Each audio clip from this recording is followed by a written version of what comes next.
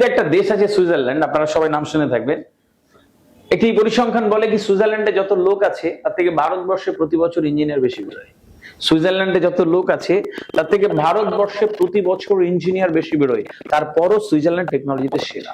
এই ঘড়ি ওদের আবিষ্কার, ওরা এখন অহংকার করে যে এটা আমাদের আবিষ্কার। এরকম ডিফারেন্স ওদের ইনোভেশন রয়েছে, জানি ওরা পৃথিবীতে শ্রেষ্ঠত্ব চায়। বিষয় হচ্ছে কি করে পারে। চায়না 12 বছর ইউনিভার্সিটিতে অ্যাডমিশন করানো বন্ধ রেখেছিল। চায়না গভর্নমেন্টের যুক্তি ছিল যে আমি ইউনিভার্সিটি পাশ করা ছেলে মেয়েদের চাকরি দিতে পারবো না, আমার কাছে ভ্যাকান্ট নেই, সুতরাং ইউনিভার্সিটি বন্ধ করে দাও।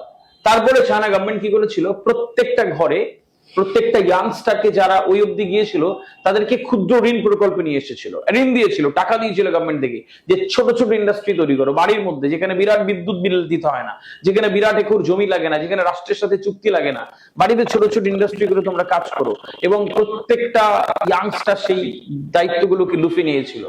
আর তারপরে বাড়িতে তাদের ছোট ছোট ঘরে এক একটা ইন্ডাস্ট্রি, ছোট ছোট ইন্ডাস্ট্রি। আর এখন এই মুহূর্তে পৃথিবীর যেদিকে তাকাবেন মেড ইন চায়না, যেদিকে তাকাবেন মেড ইন চায়না। ওরা মস্তিষ্ককে ব্যবহার করেছিল, ওরা চিন্তা করতে পেরেছিল কি এভাবেও ফিরে আসা যায়, ওরা ভাবতে পেরেছিল যে থামা বলে কোনো শব্দ ডিকশনারিতে থাকা উচিত নয়।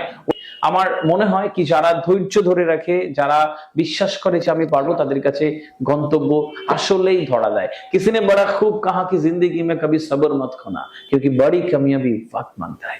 Thank you so much.